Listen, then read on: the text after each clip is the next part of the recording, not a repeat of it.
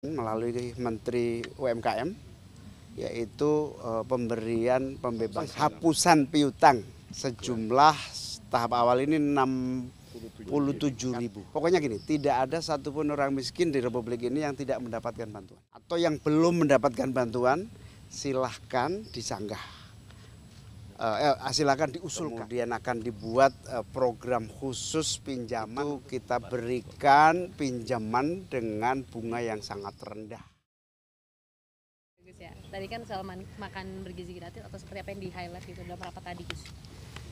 Ya, hari ini kita rapat koordinasi pemberdayaan masyarakat, diikuti oleh Menteri UMKM, Menteri Koperasi, Menteri Perlindungan Pekerja Migran, Menteri Sosial, Menteri Ekonomi Kreatif, dan Menteri Koperasi.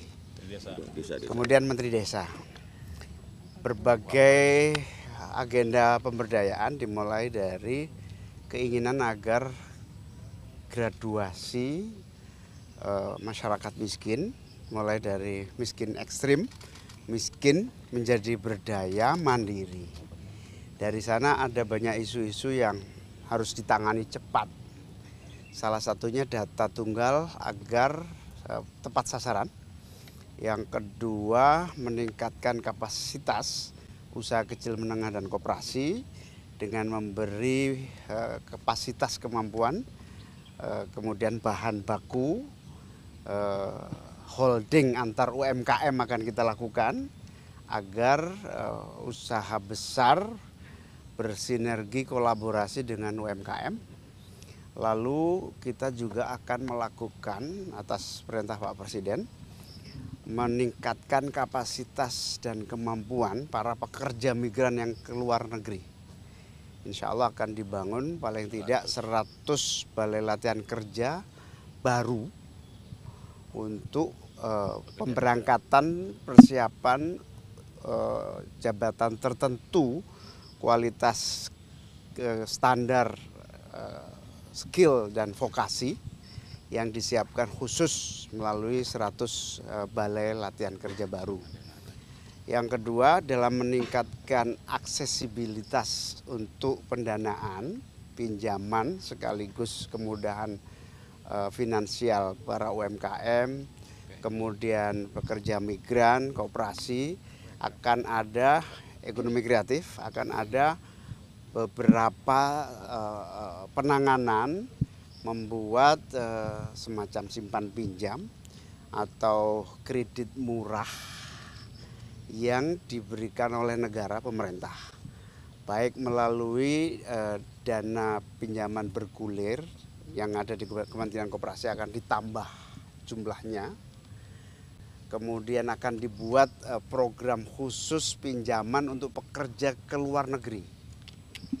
Buruh migran ini, pekerja migran Indonesia yang mau ke luar negeri membutuhkan uang untuk pelatihan, uang untuk cost structure, biaya tiket, keberangkatan, pelatihan, kemudian dokumen. Itu kita berikan pinjaman dengan bunga yang sangat rendah. Ini akan diinisiasi untuk membuat model simpan pinjam, pinjam dengan bunga yang sangat rendah. Ini akan kita tindak lanjuti dengan kementerian-kementerian terkait, khususnya Kementerian Keuangan, berbentuk uang pemerintah yang dipinjamkan kepada para pekerja migran, juga kepada UMKM.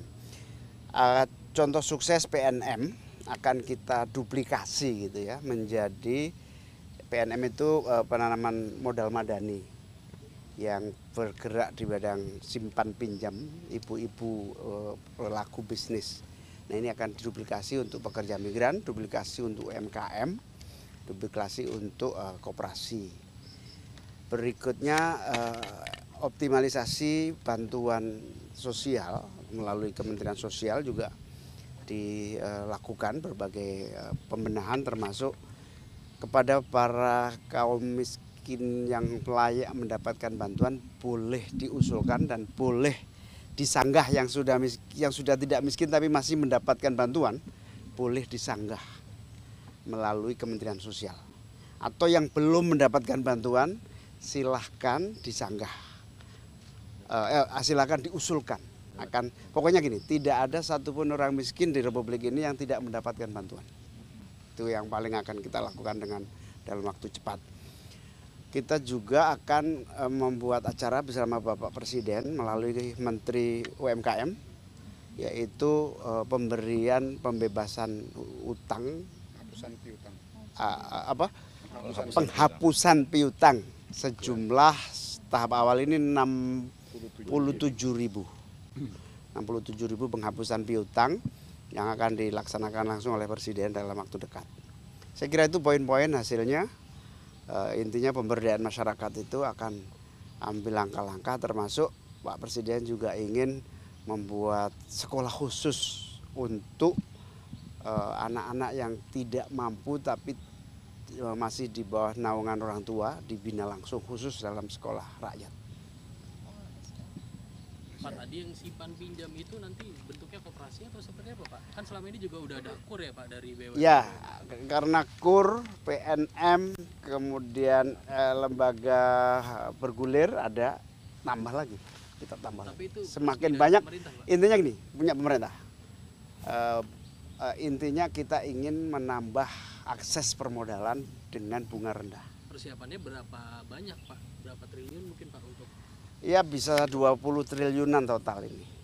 Bentuknya kayak dana abadi pendidikan gitu? Dana abadi pendidikan, dana abadi bergulir.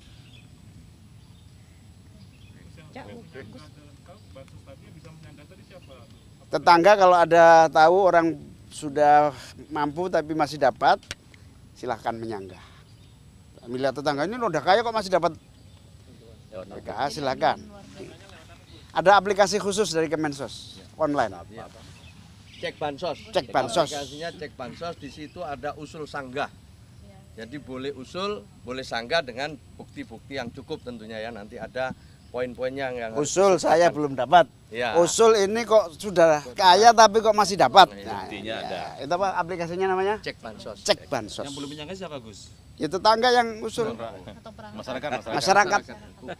Wartawan lebih-lebih. Ya. di sini agak kepo dikit Gus. Selain dari program di dalam tadi kan ada Hotman Paris juga ya. Jadi boleh Oh beda ruangan. beda agenda atau Beda agenda. Beda tamu.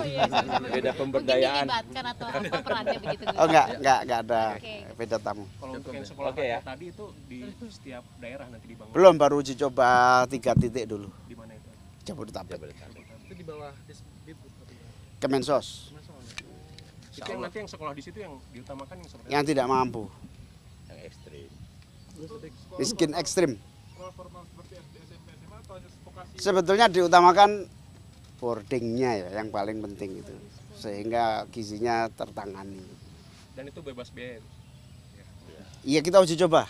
Terus kenapa di Jabodetabek ini kan? Yang paling banyak orang ya, Terus sejauh ini kan juga insentif yang diberikan pemerintah kan cukup jangka panjang ya. Sedangkan kemarin inflasi kita di 2024 itu paling rendah sepanjang sejarah 1,57%.